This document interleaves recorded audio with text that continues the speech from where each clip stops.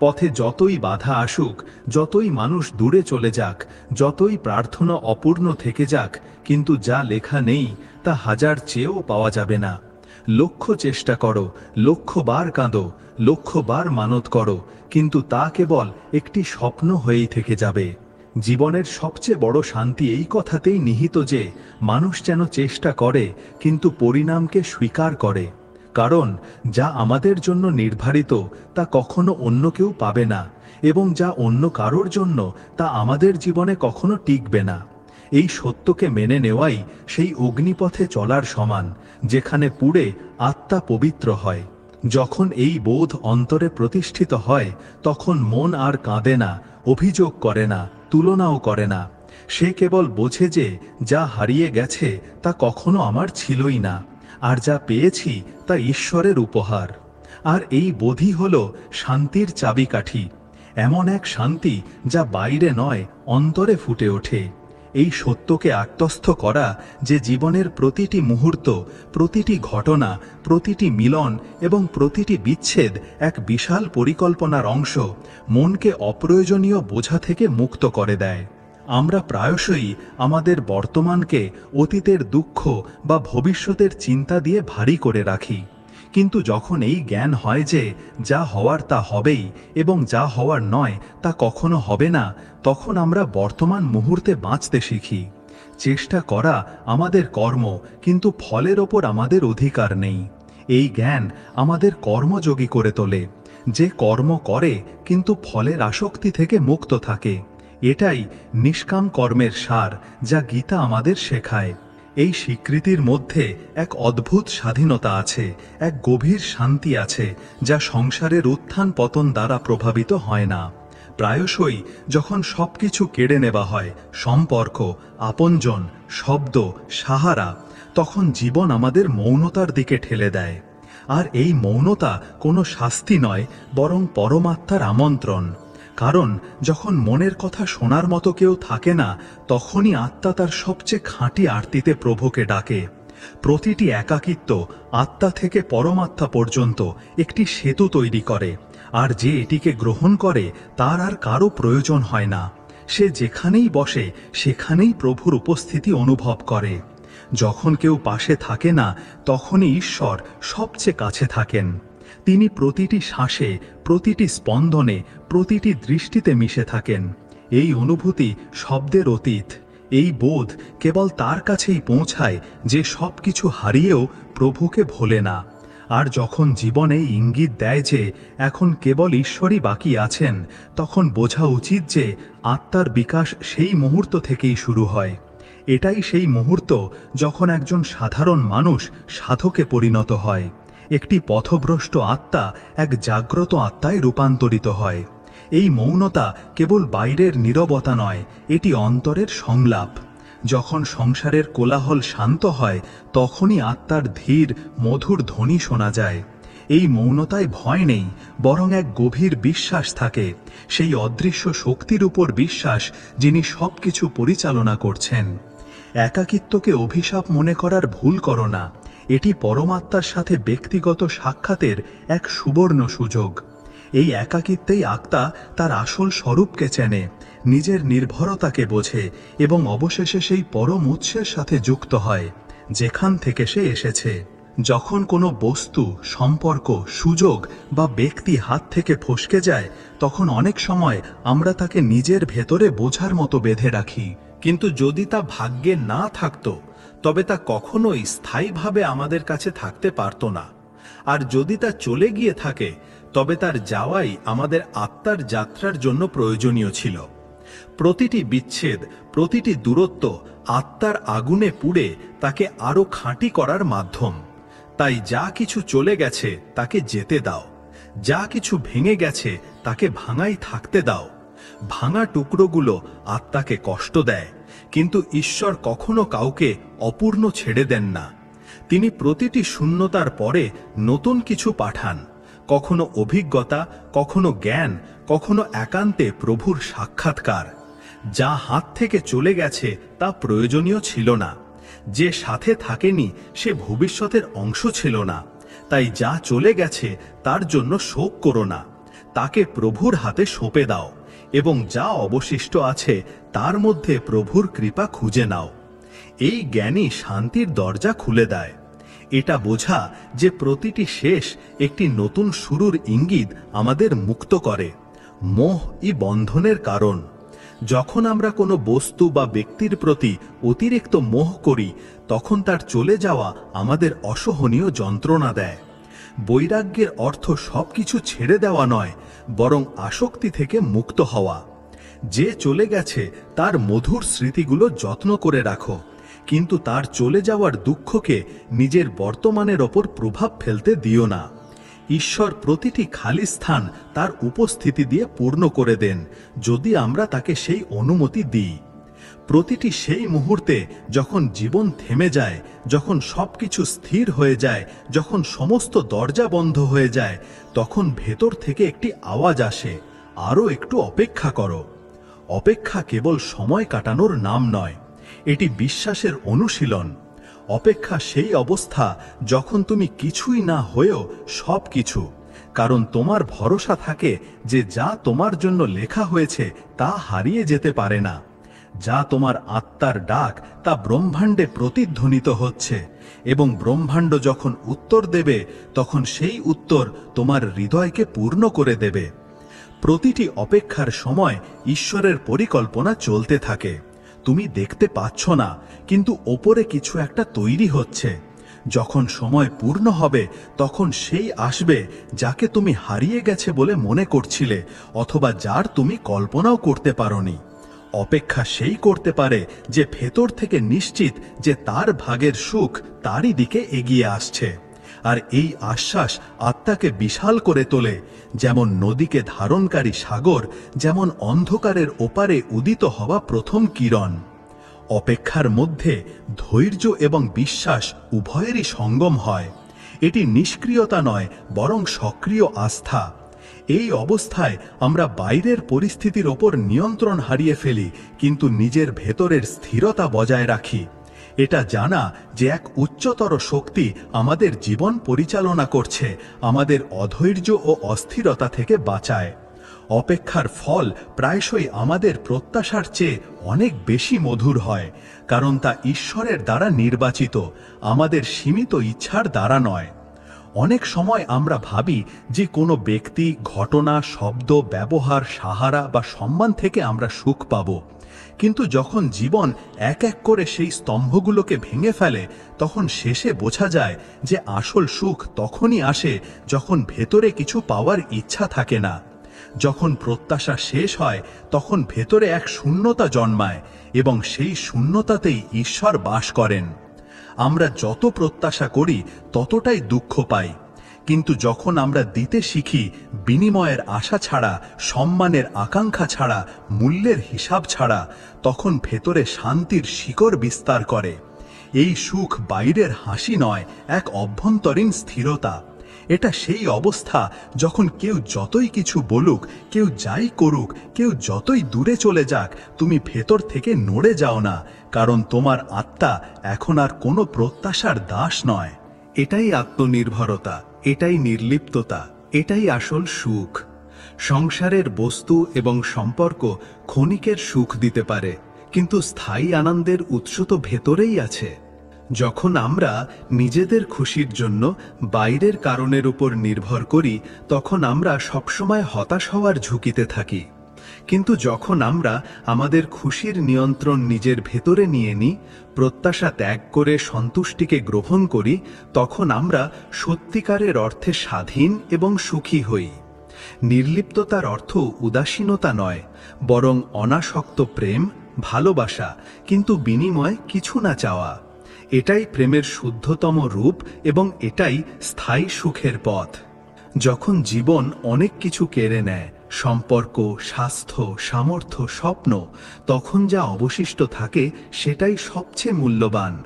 প্রায়শই আমরা সেদিকে মনোযোগ দিই না যা বাকি আছে, কারণ আমরা যা চলে গেছে তার শোকে ডুবে থাকি।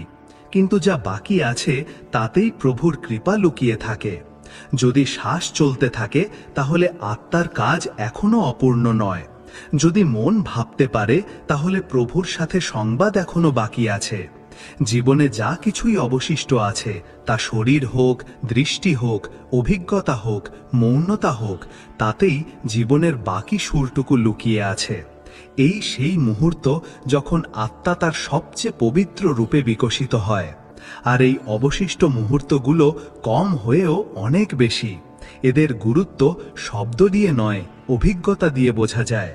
কারণ যে মুহূর্তে কোনো কোলাহল নেই, কোনো দৌড় নেই, কোনো চাওয়া নেই, সেই মুহূর্তগুলোতেই পরমাত্মার সাথে মিলিত হওয়ার সম্ভাবনা সবচেয়ে বেশি থাকে। যা অবশিষ্ট আছে তাতেই আনন্দ খুঁজে নাও, সেটাই সবচেয়ে গভীর সত্য। কৃতজ্ঞতার ভাব এখান থেকেই জন্ম নেয়। যখন আমরা আমাদের কাছে কি আছে তার উপর মনোযোগ দিই, কি নেই তার পরিবর্তে, তখন হৃদয় কৃতজ্ঞতায় ভরে যায়। একটি চলমান শ্বাস, দেখার ক্ষমতা, শোনার শক্তি, ভাবার মতো মন, এই সবই ঈশ্বরের অমূল্য উপহার, যা আমরা প্রায়ই হালকাভাবে নিই। যা বাকি আছে তাকেই ভিত্তি করে জীবনকে নতুন করে বাঁচা, এটাই আসল আধ্যাত্মিকতা। এর মধ্যেই ঈশ্বরের পরিকল্পনা এবং তার কৃপা নিহিত আছে। অনেক সময় এমন হয় যে আমরা প্রার্থনা করি চোখ বন্ধ করে, পুরী শ্রদ্ধার সাথে, এবং তারপরেও আমরা যা চাই তা পাই না।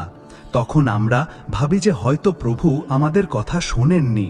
কিন্তু ধীরে ধীরে যখন সময় পেরিয়ে যায় এবং ঘটনাগুলো ঘটে, তখন বোঝা যায় যে আমরা যা চেয়েছিলাম তা হয়তো আমাদের জন্য ঠিক ছিল না। প্রভু তা দেন না যা আমাদের মনের ভালো লাগে, তিনি তাই দেন যা আত্মার জন্য প্রয়োজনীয়, আত্মিক বিকাশের জন্য, ভেতরের অন্ধকার দূর করার জন্য। অনেক সময় তিনি আমাদের দুঃখ দেন যাতে অহংকার ভাঙে, অনেক সময় একাকিত্ব দেন যাতে ভেতরের নীরবতা শোনা যায়, অনেক সময় কেড়ে নেন যাতে আমরা কোনো কিছু ধরে রাখার আসল সত্যটা বুঝতে পারি, আর অনেক সময় আমাদের এমন মোড়ে ছেড়ে দেন যেখানে কেউ থাকে না, যাতে আমরা অবশেষে ঈশ্বরের সাথে মিলিত হওয়ার দিকে মুখ ফেরাই। এটাই জীবনের গূঢ় পরিকল্পনা। মন বিভ্রান্ত হয়, কিন্তু আত্মা অবশেষে মুক্ত হয়। আমাদের দৃষ্টি সীমিত, আমরা কেবল তাৎক্ষণিক লাভ বা সুখ দেখি, কিন্তু ঈশ্বরের দৃষ্টি অনন্ত। তিনি আমাদের সুদূর প্রসারী কল্যাণ দেখেন। তার পরিকল্পনা আমাদের বোঝার বাইরে হতে পারে, কিন্তু তা সব সময় আমাদের মঙ্গলের জন্যই হয়। যখন প্রার্থনার উত্তর আমাদের ইচ্ছা অনুযায়ী পাওয়া যায় না, তখন হতাশ হওয়ার পরিবর্তে এই বিশ্বাস রাখা উচিত যে ঈশ্বর আমাদের আরও ভালো কিছু দিতে চান, বা আমাদের কোনো বড় দুঃখ থেকে বাঁচাচ্ছেন। তার ইচ্ছার সাথে নিজের ইচ্ছাকে মিলিয়ে দেওয়াই আসল শরণাগতি। যখন জীবন বারবার পরীক্ষা নেয়, যখন উত্তর মেলে না, যখন পথ বন্ধ হয়ে যায়, তখন কেবল একটাই সাহারা থাকে, ধৈর্য। ধৈর্য কোনো নিষ্ক্রিয় অপেক্ষা নয়, তা হলো বিশ্বাস যে প্রত্যেক অন্ধকারের শেষ আছে। তা হলো সেই দৃঢ়তা যা আত্মাকে কোনো অভিযোগ ছাড়াই এগিয়ে নিয়ে যায়। যখন চারিদিকে নিস্তব্ধতা, যখন কেউ পাশে নেই, যখন সব আওয়াজ নীরব হয়ে যায়, তখনও ভেতরে একটি প্রদীপ জ্বলতে থাকা, এটাই ধৈর্য। এটাই সেই আগুন যা আত্মাকে পুড়িয়ে সোনা বানায়। ধৈর্য সেই বটগাছের মতো যা ঝড়ের মধ্যেও নিজের শিকড় ছাড়ে না। যে ধৈর্য রাখে তাকে ভাগ্য হারাতে পারে না, কারণ যে সময় আজ প্রতিকূল, বৈকাল সুযোগ হয়ে উঠবে। যে দরজা আজ বন্ধ, বৈকাল কোনো অলৌকিক ঘটনার পথ হয়ে উঠতে পারে। ধৈর্যই আত্মার পূজা, ঈশ্বরকে না দেখেও কেবল বিশ্বাসে ধরে রাখা। ধৈর্য রাখা কঠিন হতে পারে, বিশেষ করে যখন পরিস্থিতি অত্যন্ত প্রতিকূল থাকে, কিন্তু এটাই সেই গুণ যা আমাদের প্রতিকূল পরিস্থিতিতেও ভারসাম্য বজায় রাখতে সাহায্য করে। ধৈর্য আমাদের অধৈর্য এবং তাড়াহুড়োয় নেওয়া ভুল সিদ্ধান্ত থেকে বাঁচায়। এটি আমাদের শেখায় যে প্রত্যেক জিনিসের একটি সঠিক সময় আছে এবং সেই সময়ের জন্য অপেক্ষা করা আবশ্যক। ধৈর্যশীল ব্যক্তি জানে যে রাত যতই দীর্ঘ হোক, সকাল অবশ্যই হবে। এই বিশ্বাসই তাকে অন্ধকারেও আশার আলো দেখায়। এই সংসার যত সম্পর্ক দেয়, তত প্রত্যাশাও দিয়ে দেয়। প্রত্যেকেই কিছু পাওয়ার আশায়, সম্মান, সময়, সাহারা বা সঙ্গ। কিন্তু যখন এই ভালোবাসা ফাঁপা হয়, তখন আমরা ভেঙে পড়ি। তখন আমাদের মনে হয় যে কেউ বোঝে না, কেউ চায় না। কিন্তু জীবনের সবচেয়ে বড় সত্য এটাই যে প্রভুর ভালোবাসা কখনো কমে না, কখনো ভাঙে না, কখনো শর্ত রাখে না। সেই ভালোবাসা যা শ্বাসের সাথে চলে, যা নীরবতায় কথা বলে, যা প্রতিবার পড়ে গেলে তুলে ধরে, যা প্রতিটি নীরবতায় সাহারা দেয়।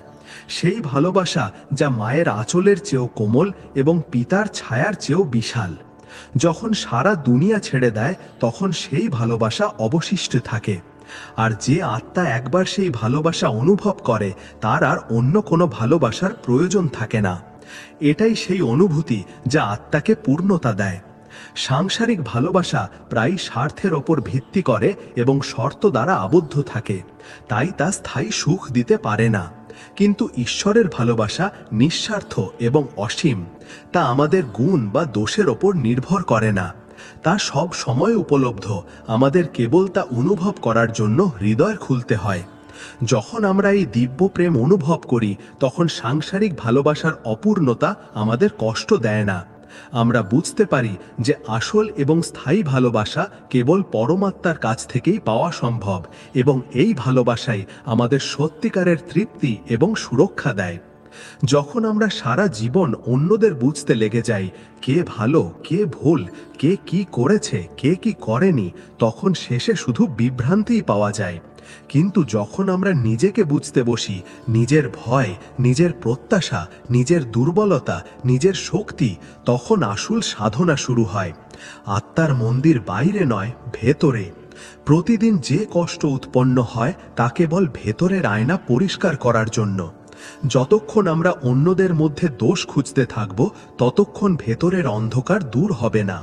কিন্তু যেদিন আমরা নিজেকে গ্রহণ করে নেব, নিজের ভাঙা অবস্থা, নিজের অপূর্ণ ইচ্ছা, নিজের ভুলগুলো, সেদিন থেকেই ভেতরে শান্তির শুরু হবে। কারণ আত্মাকে ভেতর থেকে যত বোঝা যায় তত সে প্রভুর কাছে আসে। এটাই আত্মজ্ঞান, এটাই আসল ধর্ম। নিজেকে জানা সবচেয়ে কঠিন কিন্তু সবচেয়ে প্রয়োজনীয় যাত্রা। আমরা প্রায়শই বাইরের জগতে জড়িয়ে থাকি এবং নিজের ভেতরে উঁকি দিতে ভয় পাই। কিন্তু যতক্ষণ না আমরা আমাদের মনের গভীরে লুকিয়ে থাকা ভয়, ক্রোধ, ঈর্ষা এবং অহংকারকে চিনে ও স্বীকার করে নিই, ততক্ষণ আমরা তা থেকে মুক্ত হতে পারি না। আত্মদর্শন এবং আত্মস্বীকৃতি আত্ম উন্নতির প্রথম পদক্ষেপ। যখন আমরা নিজেদের দুর্বলতা স্বীকার করি তখনই আমরা তা দূর করার চেষ্টা করতে পারি এবং নিজের আত্মাকে পবিত্র করতে পারি। জীবনে আমরা প্রায় অনেক কিছু ধরে রাখার চেষ্টা করি, সম্পর্ক, মানুষ, স্থান, স্মৃতি, প্রতিজ্ঞা। কিন্তু সময়ের স্রোত এক এক করে সব কিছু ভাসিয়ে নিয়ে যায়। তখন আমরা বসে কাঁদি, ভাবি যদি ওটা আমার হতো, যদিও চলে না যেত। কিন্তু সত্য এটাই, যাকে হারানো যায়নি সে তোমার কখনো ছিলই না। আর যাকে হারিয়েছ সে কেবল তোমাকে এটা শেখাতে এসেছিল যে এই জীবনে কিছুই স্থায়ী নয়। এই সংসার পরিবর্তনের এক রঙ্গমঞ্চ। আজ যে কাছে আছে কাল সে দূরে থাকবে, আর কাল যে দূরে ছিল সে হয়তো আবার কাছে আসবে, কিন্তু কেবল অভিজ্ঞতা দেওয়ার জন্য, থাকার জন্য নয়। তাই যে কিছু হারিয়েছে তার এটা বোঝা উচিত যে তার জীবনে কোনো খালি জায়গা তৈরি হয়নি, বরং একটি নতুন সম্ভাবনা জেগেছে। যা চলে গেছে তার শোক করো না, যা আছে তাকে স্বাগত জানাও। কোনো বন্ধন দিয়ে নয়, কোনো লোভ দিয়ে নয়, কেবল খোলা হৃদয়ে। কারণ যা তোমার তা নিজেই তোমাকে খুঁজে নেবে, আর যা তোমার নয় তা লক্ষ্য চেষ্টা করেও হাতে আসবে না। এটাই জীবনের নিয়ম, এটাই আত্মার ভারসাম্য। অনাসক্তির অভ্যাস এখান থেকেই শুরু হয়। যখন আমরা বুঝতে পারি যে সংসারের প্রত্যেক বস্তু এবং প্রত্যেক সম্পর্কই নশ্বর, তখন আমরা সেগুলোর প্রতি অযৌক্তিক মোহ করি না। আমরা তাদের আনন্দ উপভোগ করি যখন তারা আমাদের কাছে থাকে, এবং যখন তারা চলে যায় তখন আমরা তাদের শান্তিতে বিদায় দিই।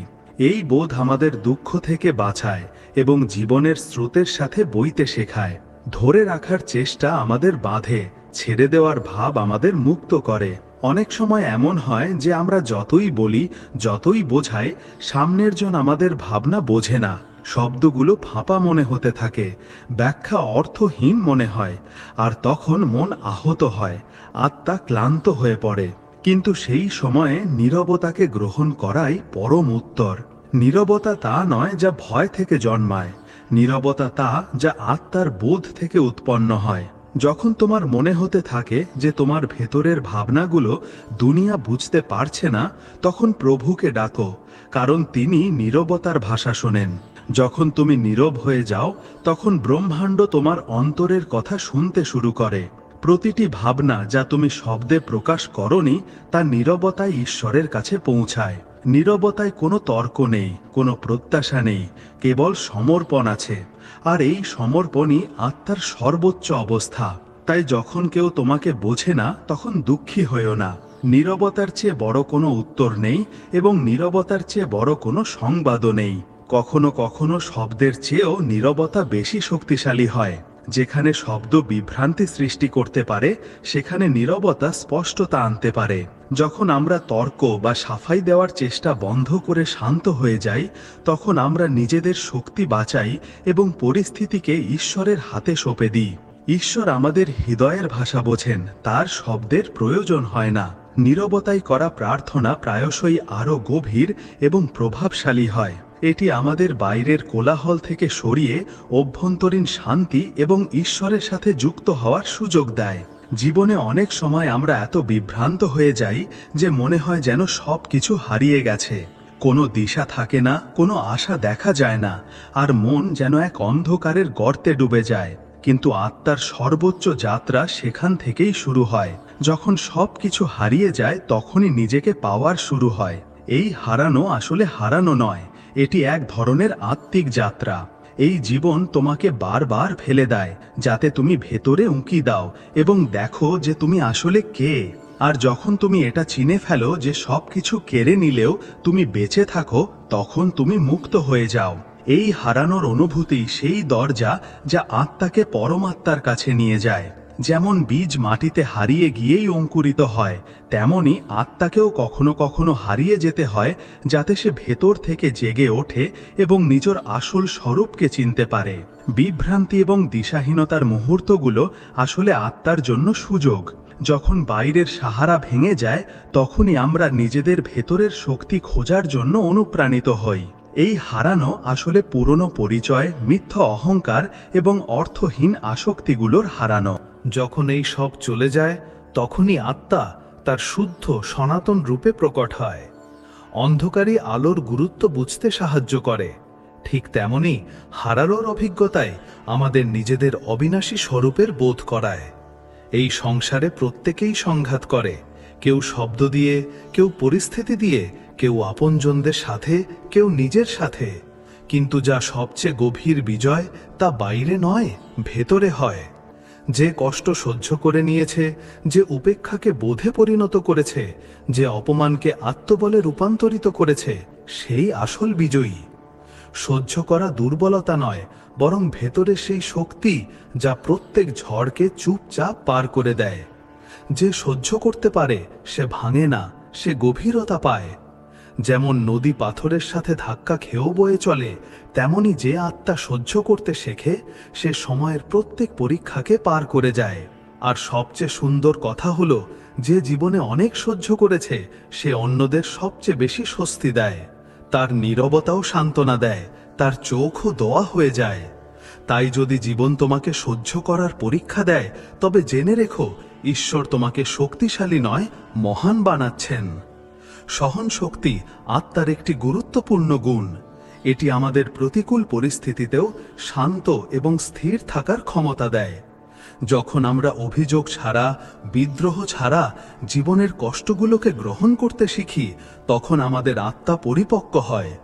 কষ্ট আমাদের সহানুভূতি শেখায়, অপমান আমাদের নম্রতা শেখায়, এবং উপেক্ষা আমাদের আত্মনির্ভরতা শেখায়। এই অভিজ্ঞতাগুলো আমাদের অগভীর আনন্দ থেকে শরীরে গভীর শান্তি এবং বোধের দিকে নিয়ে যায়। সহ্য করার ক্ষমতা আমাদের অন্যদের প্রতি আরও সংবেদনশীল এবং করুণাময় করে তোলে। অনেক সময় আমরা অতীতে বাঁচি, বারবার সেই পুরনো পাতা উল্টাই, সেই একই ঘটনা, সেই একই শব্দ, সেই একই ভাঙন। কিন্তু অতীত এখন কেবল একটি স্মৃতি, তার আর কোনো অস্তিত্ব নেই। যা চলে গেছে তাকে ধরে রাখা সময়ের নদীকে উল্টো দিকে বইয়ে দেওয়ার মতো। কিন্তু যা তোমার ভেতরে আছে, আত্মা, চেতনা, অভিজ্ঞতা, ভালোবাসা, বিশ্বাস, তা শাশ্বত। তা কখনো চলে যেতে পারে না। তা প্রভুর অংশ, যা না সময়ে বাধা, না পরিস্থিতিতে। তাই যদি তোমার জীবন অনেক কিছু হারিয়ে থাকে, তবে তাকে অতীতে খোঁজো না, নিজের ভেতরে খোঁজো। সেখানে এক দিব্যতা আছে যা সব সময় স্থির। সেই স্থিরতাই তোমাকে শান্তি দেবে। ওহি তোমারা সচ্চা সাহারা। বাইরে কিছুই স্থায়ী নয়, না মানুষ, না স্থান, না সম্পর্ক। কিন্তু ভেতরে যে সত্য আছে তা মুছে ফেলা যায় না। তাকে জানো, তাকে নিয়ে বাঁচো, তাতেই নিজের সংসার গড়ে তোলো। সেটাই আত্মার আসল সম্পদ। অতীতকে ধরে রাখা বর্তমানকে বাঁচতে বাধা দেয় এবং ভবিষ্যৎকে অন্ধকার করে তোলে। অতীত থেকে শিক্ষা নেওয়া গুরুত্বপূর্ণ, কিন্তু তাতে জড়িয়ে থাকা অর্থহীন। ক্ষমা করা অন্যদের এবং নিজেকে অতীতের বোঝা থেকে মুক্ত হওয়ার সেরা উপায়। যখন আমরা অতীতকে যেতে দিই, তখনই আমরা বর্তমান মুহূর্তে পুরোপুরি উপস্থিত থাকতে পারি এবং ভবিষ্যতের জন্য নতুন দরজা খুলতে পারি। আমাদের আসল স্বরূপ, আমাদের আত্মা, সময় এবং পরিস্থিতির ঊর্ধ্বে। তার ওপর মনোযোগ দেওয়াই আমাদের স্থায়ী শান্তি এবং আনন্দ প্রদান করে। কখনো কখনো জীবন এমন এক মোড়ে এসে দাঁড়ায় যেখানে সবাই দূরে চলে যায়, আত্মীয় স্বজন, বন্ধু, আপন ও পর। যারা একসময় প্রতিটি ডাকে তোমার নাম নিত, তারাই এখন নীরব হয়ে যায়। মন ভাবে, আমাকে কি ভুলে গেল? আমার কি আর কোনো মূল্য নেই? কিন্তু এটাই সেই মুহূর্ত যখন প্রভু তোমার সবচেয়ে কাছে থাকেন। কারণ যখন বাইরের সবকিছু চলে যায়, তখন ভেতরের কিছু একটা খুলতে শুরু করে। আর সেই ভেতরের নীরবতায় এক নতুন অনুভূতি জন্মায়। সেই অনুভূতি যে তুমি একা নও, কখনো ছিলে না। যে আত্মা তোমার ভেতরে শ্বাসের সাথে বইছে, তিনিই তো প্রভু। তিনি বাইরে নন, ভেতরেই মিলিত হন। যখন সংসারের সব দরজা বন্ধ হয়ে যায়, তখন প্রভু দরজা খোলে।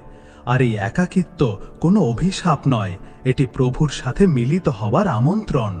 এটা সেই সময় যখন তুমি তোমার জীবনের সবচেয়ে পবিত্র যাত্রা শুরু করো, বাইরে থেকে ভেতরের দিকে। আর সেই যাত্রায় না কোনো শব্দ লাগে, না কোনো সঙ্গ, কেবল লাগে নীরবতা, শ্রদ্ধা আর সমর্পণ। যখন সংসারে সব দরজা বন্ধ হয়ে যায়, তখন প্রভুর দরজা খোলে। আর এই একাকিত্ব কোনো অভিশাপ নয়, এটি প্রভুর সাথে মিলিত হওয়ার আমন্ত্রণ। এটা সেই সময় যখন তুমি তোমার জীবনের সবচেয়ে পবিত্র যাত্রা শুরু করো, বাইরে থেকে ভেতরের দিকে। আর সেই যাত্রায় না কোনো শব্দ লাগে, না কোনো সঙ্গ, কেবল লাগে নীরবতা, শ্রদ্ধা আর সমর্পণ। তখন তুমি অনুভব করো যে প্রভু প্রতি মুহূর্তে ছিলেন, আছেন এবং থাকবেন। কেবল আমরাই সংসারের কোলাহলে তাকে ভুলে গিয়েছিলাম।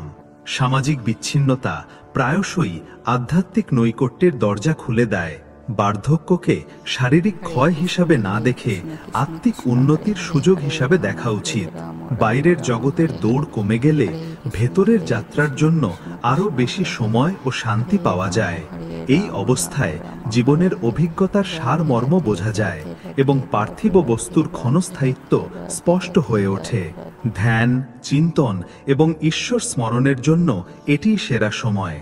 শরীর হয়তো দুর্বল হয়ে যায়, কিন্তু আত্মা আরও উজ্জ্বল এবং ঈশ্বরের নিকটবর্তী হতে পারে। জীবনে অনেক কিছু সহ্য করার পরেও যখন কেউ বোঝে না, যখন শব্দগুলো নিষ্ক্রিয় মনে হয়, আর যখন ক্লান্তি হাড় থেকে নয় আত্মা থেকে বেরোতে থাকে, তখন বোঝো যে এখন সময় হয়েছে ভেতরে ডুব দেওয়ার। এই সংসার কখনো তোমাকে পুরোপুরি বুঝতে পারবে না, কারণ এ কেবল তোমার কর্ম দেখে, তোমার আত্মা দেখে না। কিন্তু যখন তুমি নিজের ভেতরের চোখ খোলো, তখন সেখানে এক শান্ত, স্থির জ্যোতি জ্বলতে থাকে, যা না কখনো নিভেছিল, না কখনো নিভবে। সেটাই আত্মার জ্যোতি, সেটাই ঈশ্বরের নিবাস। যখন তুমি সেখানে পৌঁছাও, তখন তুমি কারো কাছে অভিযোগ করো না, কারো কাছে প্রত্যাশা রাখো না, কারণ তখন তুমি জেনে যাও যে যা কিছু আছে তা ভেতরেই আছে। এটাই আত্মসাক্ষাৎকারের শুরু। মন শান্তি তখনই পায় যখন সে বাইরের দুনিয়া থেকে মনোযোগ সরিয়ে আত্মার ঘরে ফিরে আসে। আর সেখানে যা পাওয়া যায় তা কোনো ব্যক্তি দেয় না, তা হলো প্রভুর উপস্থিতি, যা তোমাকে পূর্ণতার অনুভূতি দেয়। বাইরের জগৎ থেকে স্বীকৃতি ও বোঝার প্রত্যাশা রাখা প্রায়শই নিরাশা দেয়। আসল বোধ এবং শান্তির উৎস তো ভেতরেই আছে। যখন আমরা বাইরের অনুমোদনের খোঁজ বন্ধ করে দিই এবং নিজের ভেতরে থাকা আত্মা ও পরমাত্মার সাথে যুক্ত হই, তখন আমরা আসল স্বীকৃতি ও শান্তি পাই। আত্মসাক্ষাৎকারের যাত্রা আমাদের বাইরের নির্ভর